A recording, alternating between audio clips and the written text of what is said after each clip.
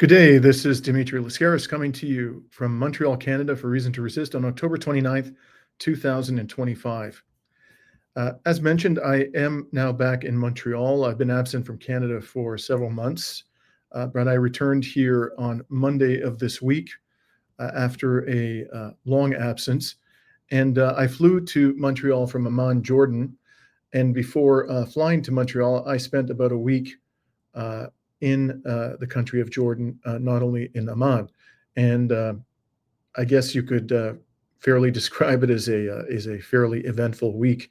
First, on October 21st and 22nd, I tried twice to enter the occupied West Bank from Jordan across the Allenby Bridge, or as the Jordanians call it, the King Hussein Bridge.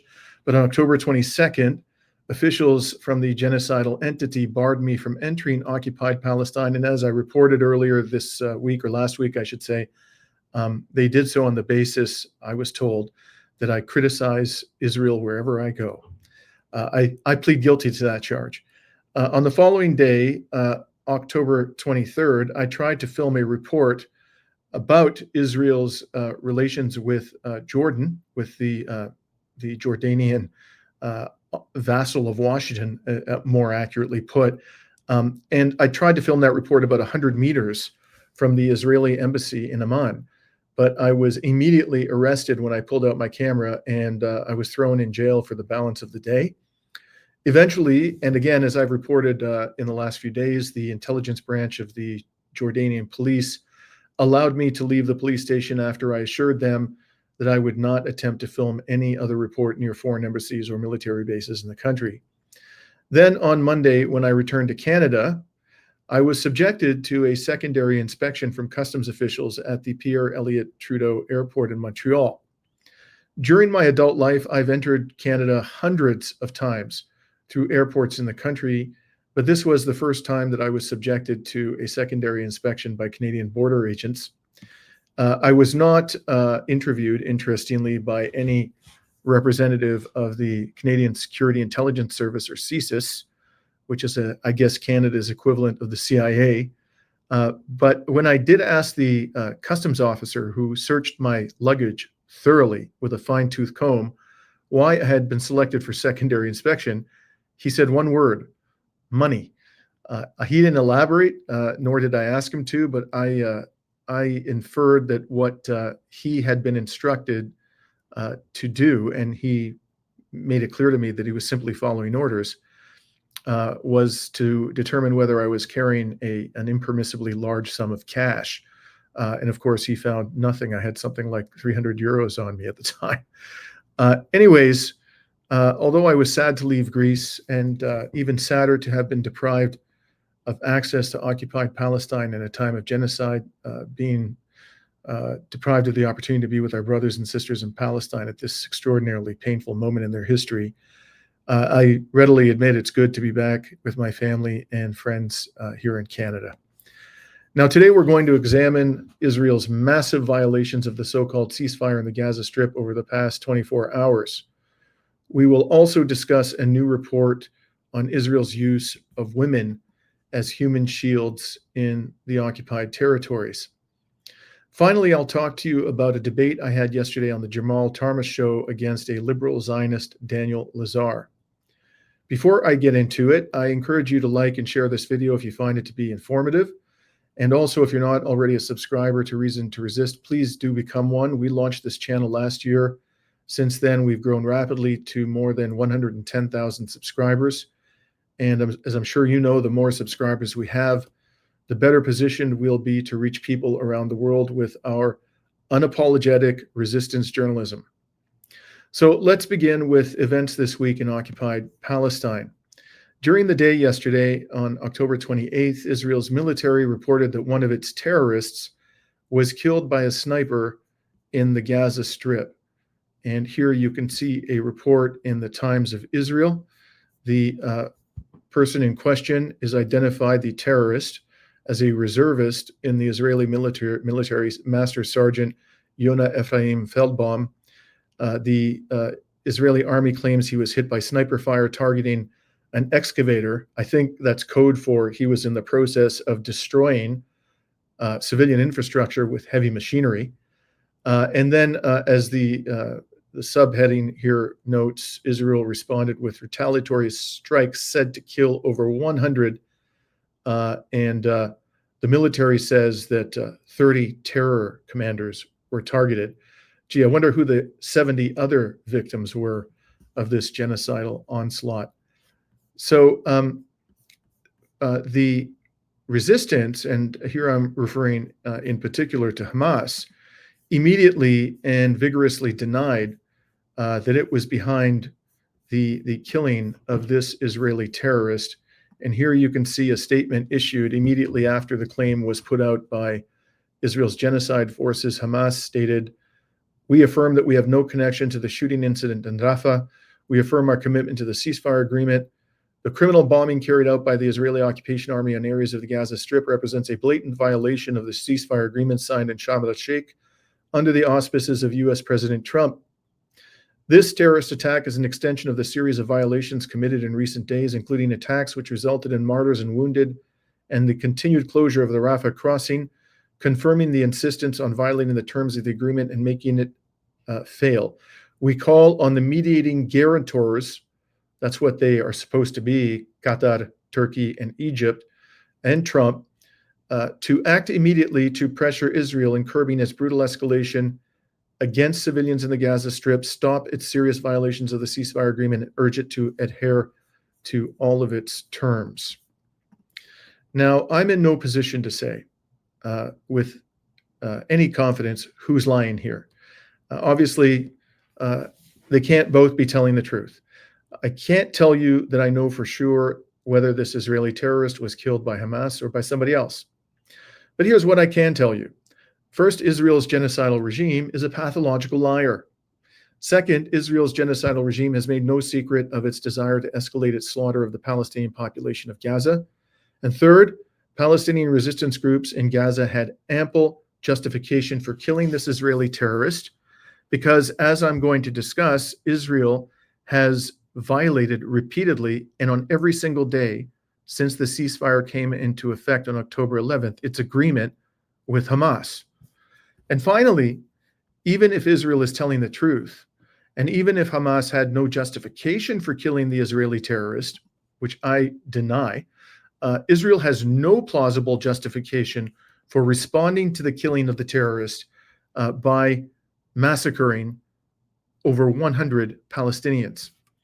Now, let's turn then to the latest statement from the Palestinian Ministry of Health in Gaza. The Western media likes to refer to this as the Hamas-run health ministry.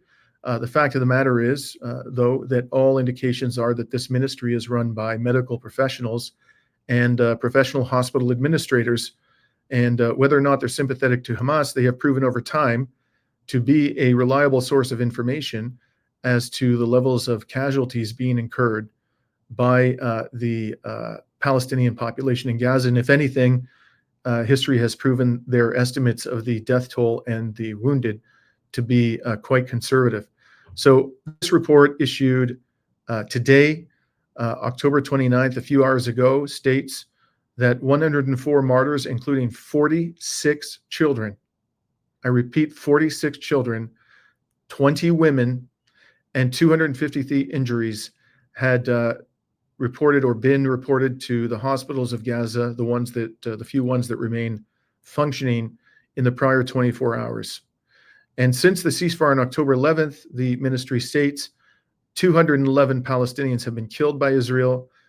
Total injuries are almost 600, and the total retrieved bodies are 482. And this is without the heavy machinery that Israel committed to allow into the Gaza Strip for the reconstruction purposes and for the recovery of the dead. Note 8 martyrs, they say, were retrieved before the recent escalation. So they're pointing out there are now likely to be other people under the rubble as a result of this most recent spasm of savagery on the part of the Israeli military. Now, apparently, Israel's genocidal regime believes that the life of one Israeli terrorist who's in the Gaza Strip helping to perpetrate a genocide is worth at least 100 Palestinian lives, at least 46 of whom are children.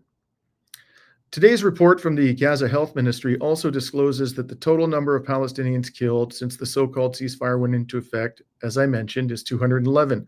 That works out to an average of 12 Palestinians killed by Israel for every day that the ceasefire has been in effect. Now, I don't know about you, but that don't sound like no ceasefire to me.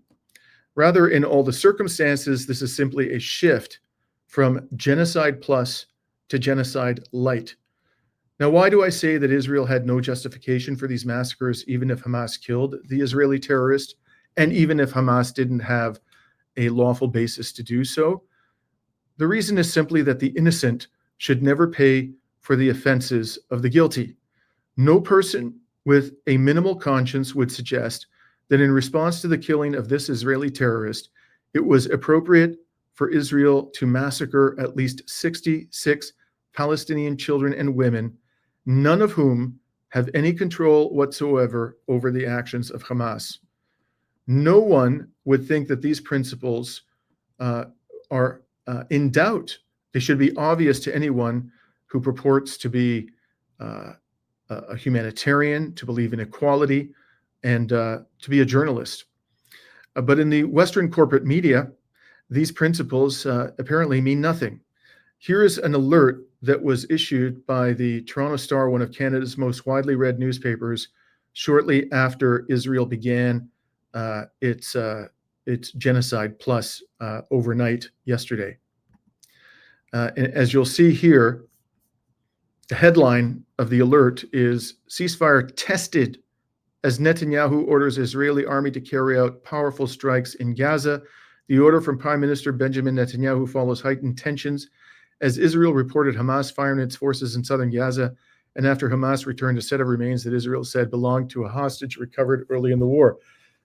No, Toronto Star, it wasn't testing the ceasefire. Israel was violating the ceasefire.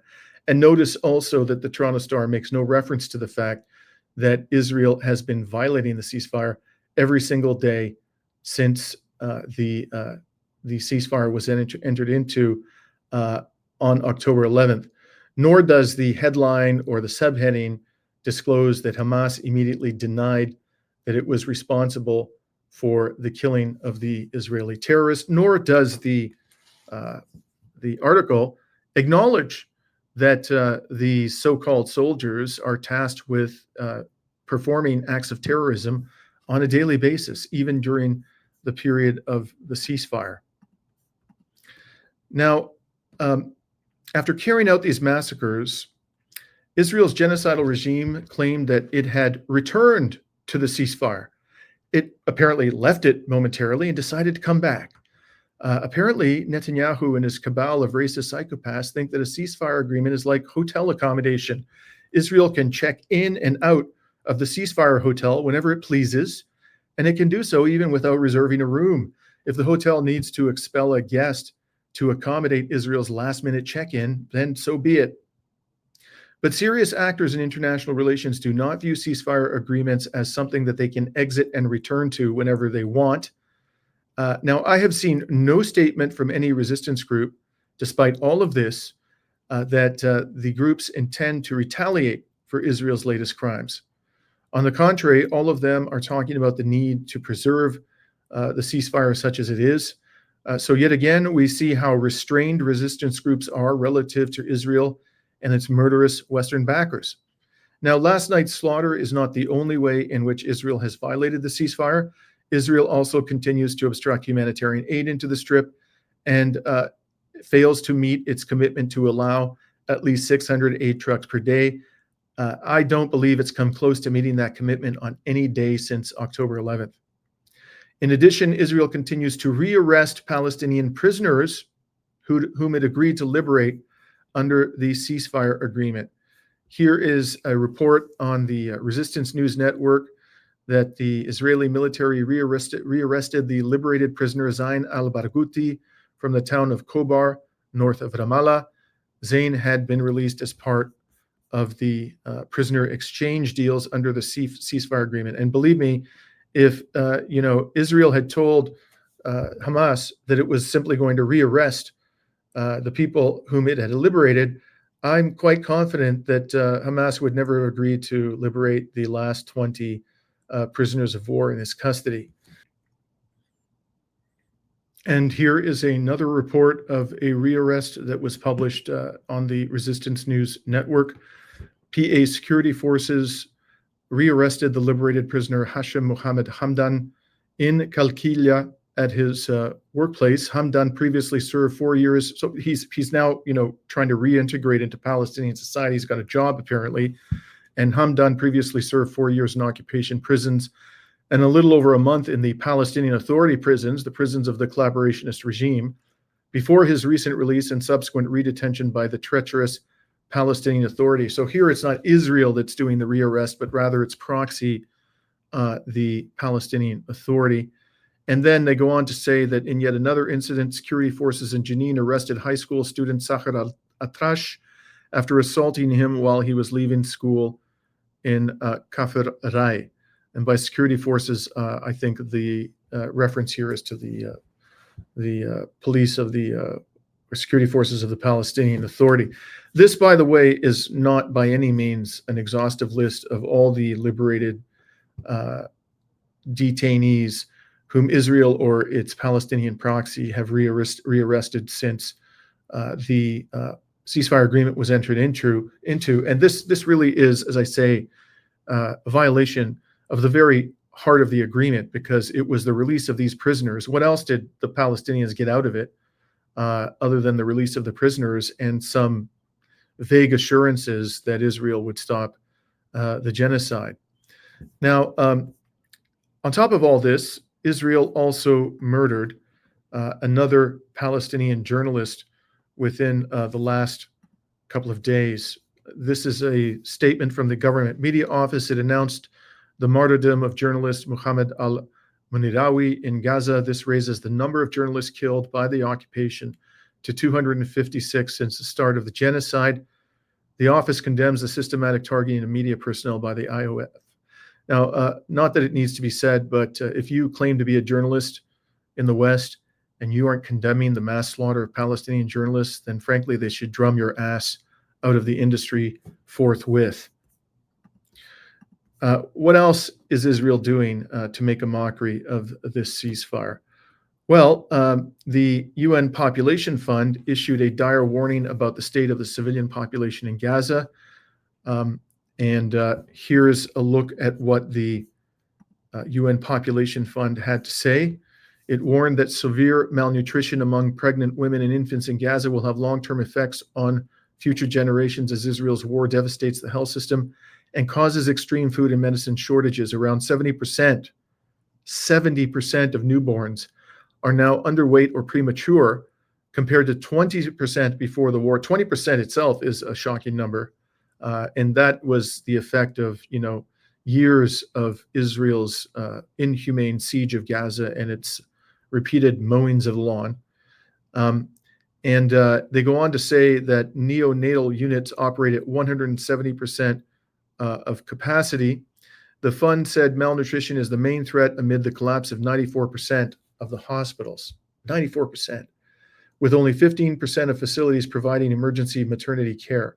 It also noted rising maternal deaths, high-risk pregnancies, and increasing gender-based violence, including early marriage, stressing that over a quarter of Gaza's population faces hunger, among them about 11,500 pregnant women. And I just want to, stress here that one of the 5 categories of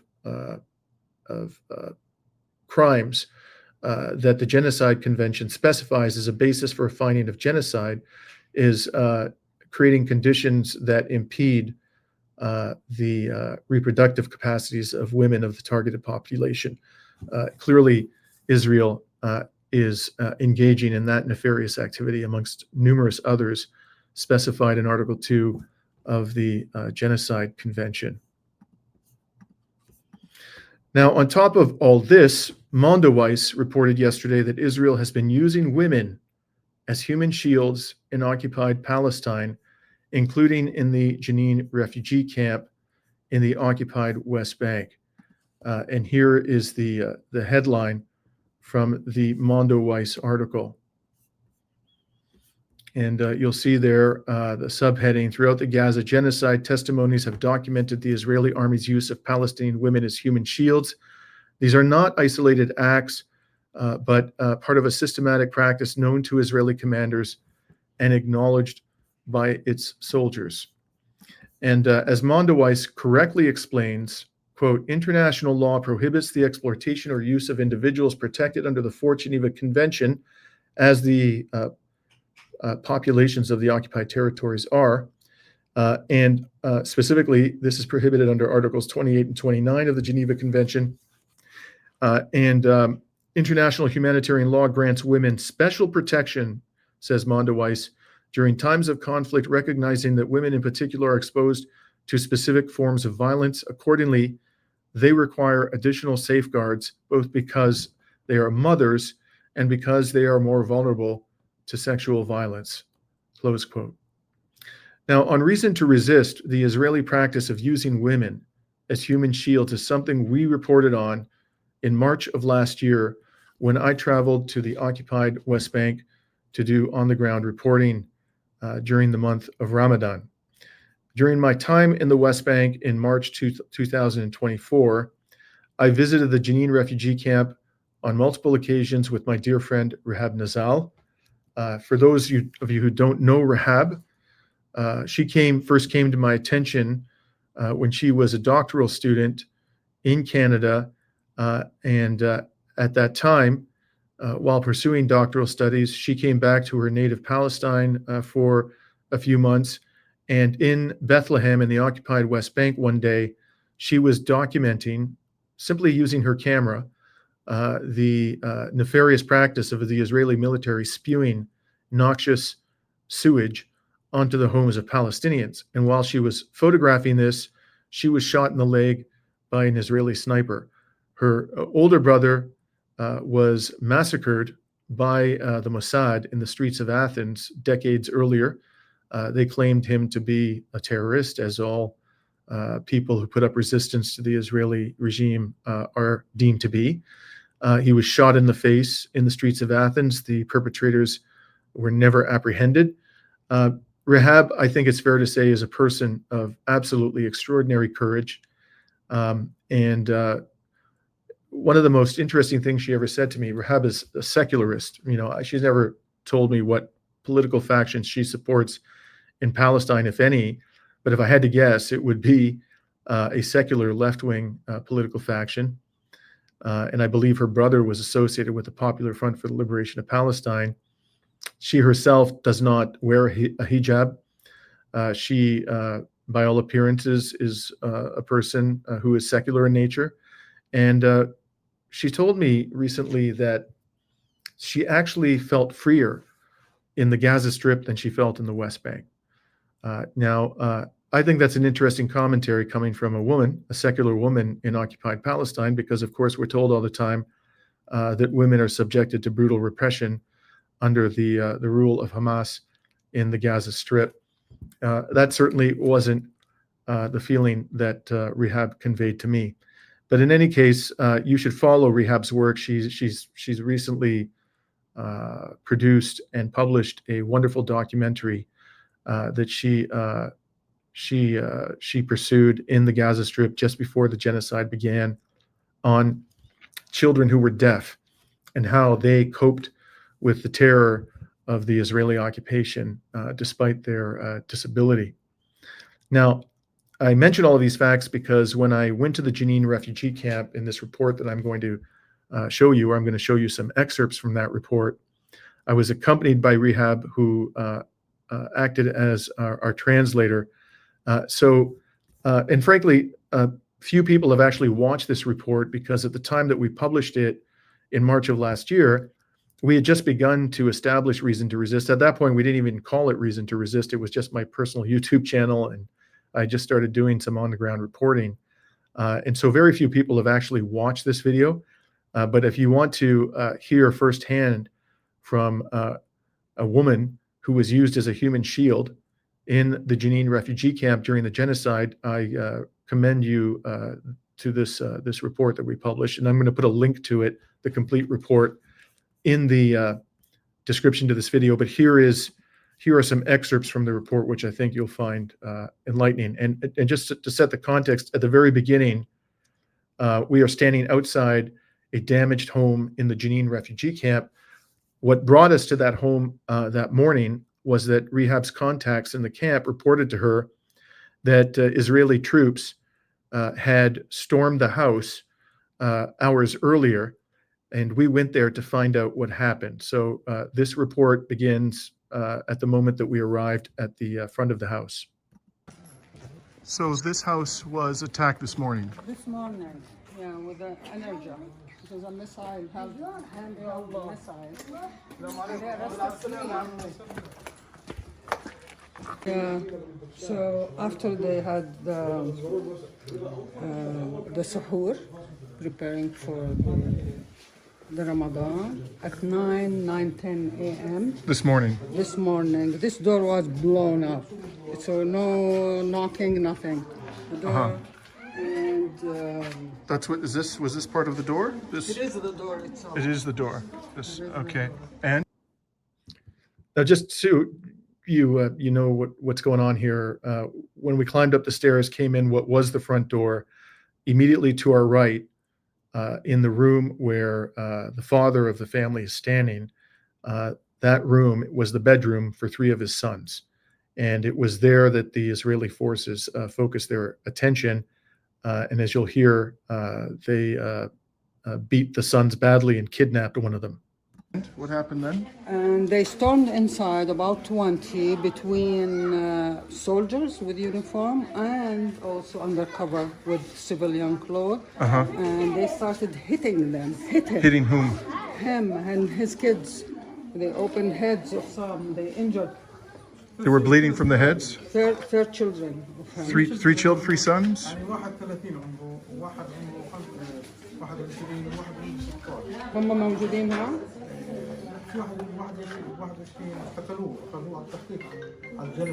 Sorry, was it three sons?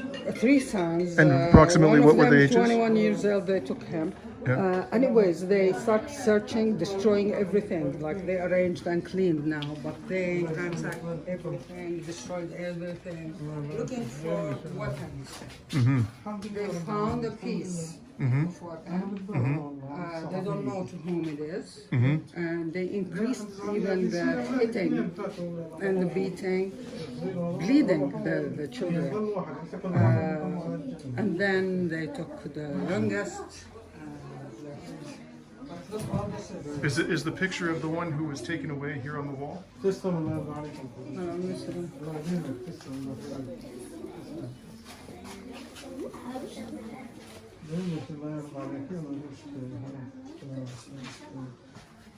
هذول أولادك؟ لا هذا ابني اللي اعتقل. هذا صاحبه شهيد، هذا شهيد. This is the one who was arrested. Today, taken away. This is his friend killed. His friend killed. His friend killed. They held them. Now, after interviewing the father in the bedroom and learning what had happened to his sons that day, we went into the kitchen where we spoke to the mother who's sitting on the table, and you'll see she has an injured finger. His friend killed. His friend killed. They held the woman as a human shield at the door. The Israeli soldiers took this lady as a human shield. And so did that cause the fighters to go away? وقفوا طخ لفشلت الشباب صح؟ لا بضلهم يطخوا مش شايفين ما بعرفش من وين الرصاص بيجي بضل يعني يضربوا دخان اشي يطلع دخان هون بيت الشباب؟ لا الجيش كانوا شو؟ يضرب اشي دخان كله دخان يطلع دخان مش تبع دموع؟ لا مش So could you explain? صوتية وكنابل دخانية. انسحبوا فيه. والله ثلاث قصفوا نير. Okay, so could you explain what happened? والثاني عند ضربوا عدنان شفت هذا الباب الأول ما تطلع. Israelis shot أربعة ضرب smoke bombs. Smoke and bombs. sound bombs. Yes. Not tear gas. Right. Against the young men. who were fighting. The Okay. young men, they haven't seen her to stop. So the fighting was going on, Uh-huh. and they escaped through the smoke. The Israelis. The Israelis escaped through the smoke. But she was taken temporarily as a human shield. She said. So how did that happen exactly? Where did they take her? At the door. They took her to the door. Yeah, to the door. And then how long were they holding her as a human shield, basically? طول ما هم موجودين طلعني من الغرفة هاي وراح خليني في هناك واحد وقف هون وواحد هون عشان يطقوا على هناك. هم كانوا مشان بس يشوفوك بالضبط، كانوا مشان يشوفوك بطلوا طقوا. اوكي بس فكانت له لا كانت له شو اسمه انا في رصاص كثير وشي غريب، قلت لها انا فوت على غرفة الضيوف. Okay, so could you explain? Yeah, the whole time, they're saying, the whole time they took her there at the door and they said, when they see you, they won't shoot. So the whole time they shooting was were beating, going you're saying, while the beating was An happening. hour and a half. She was held basically as a human shield for an hour and a Her half. husband got her inside. Uh-huh. An hour and a half. So there you have it, folks. Minutes after this sordid attack had ended, we learned from the people who had endured it that as these soldiers, some 20 of them showed up, some in uniform, some in plain clothes, while they were beating the three sons of the mother and the father, they put the mother at the front door and held her there because they were concerned that other resistance fighters from the Janine refugee camp would show up in an attempt to hold the Israeli baby killers to account for the abuses that they were inflicting upon this family. And they did not ultimately attack because the mother was standing at the door as a human shield.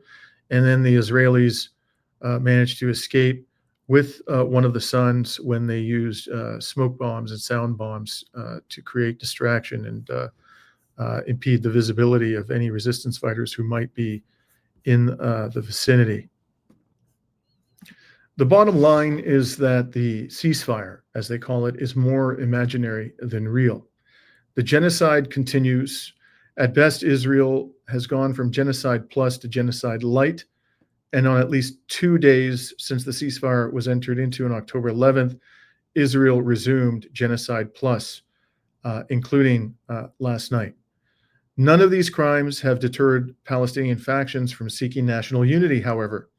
As Israel continues to inflict horrors on the Palestinian people, Palestinian factions from across the political spectrum met in Egypt to forge a national consensus in a time of genocide. And I'm going to show you the statement that they issued. This was put out on October 24th, I believe, after 2 days of meetings in Cairo. The attendees, it is said, agreed on the following. 1, support and continue the implementation of the ceasefire agreement measures. So they're clearly saying we're not going to escalate, retaliate, and resume warfare, despite the Israeli provocations. And they demand withdrawal of occupation forces from the Gaza Strip. The forces of Israel continue to occupy physically over 50% of the Gaza Strip. The complete lifting of the siege is another demand that they are making in unity. The opening of all crossings, including Rafah, the entry of all humanitarian and health needs, and the start of a comprehensive reconstruction process that restores normal life to the Strip and ends the suffering of the citizens. 2, handing over the administration of Gaza Strip to a temporary Palestinian committee of independent technocrats from the Strip. This committee will manage daily affairs and basic services in cooperation with Arab brethren and international institutions on a basis of transparency and national accountability. An international committee shall be established to oversee the financing and implementation of the Strip's reconstruction, while affirming the unity of the Palestinian political system and the independent national status. So this is quite a huge concession here. Hamas is, and this is something they've been saying for months that they were prepared to do. They are prepared to cede control over the administration of the Gaza Strip to a committee of Palestinian technocrats, not foreign technocrats. And at the same time, they're saying that resistance groups, and it's not just Hamas, there are numerous other resistance groups operating the Gaza Strip, will not give up their weapons. And they'll only do that once the Palestinian people have a state, at which point their military forces and their weaponry will be integrated into the national army of the state of Palestine. And here's the balance of the statement. They agree that third, taking all necessary measures to preserve security and stability in all parts of the Strip, emphasizing the importance of obtaining a UN resolution regarding the temporary UN forces to be formed to monitor the ceasefire. So they're agreeing to UN or the formation of an international peacekeeping group under UN auspices to monitor the ceasefire, not to occupy Gaza. It's important to specify that they're not authorizing anybody to do that, but to monitor the ceasefire, sort of as UNIFIL does or is supposed to do in the south of Lebanon. It doesn't occupy the south of Lebanon, but it has troops there whose singular purpose is to monitor the agreements between the Lebanese resistance and the genocidal Israeli regime. The fourth principle they agree to is calling for an end to all forms of torture and violations against prisoners in occupation prisons, and the necessity of obligating the occupation to adhere to relevant international laws and conventions. They affirm that the cause of the prisoners will remain at the top of our priorities until their freedom is achieved. 5, continuing joint work to unify visions and positions to confront the challenges facing the Palestinian cause.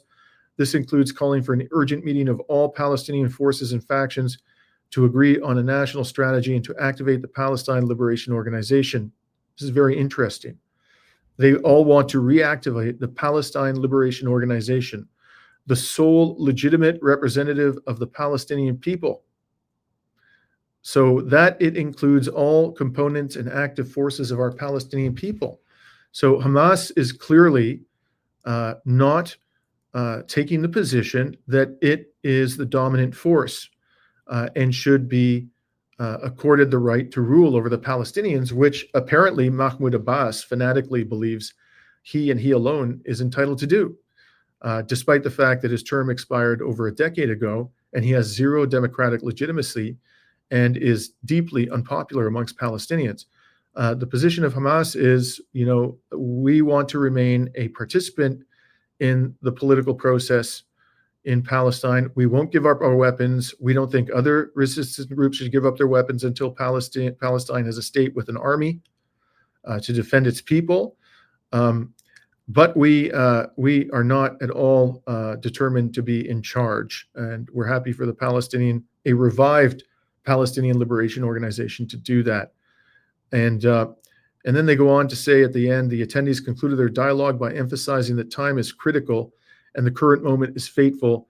They affirmed to the Palestinian people their commitment to making this a true turning point towards national unity.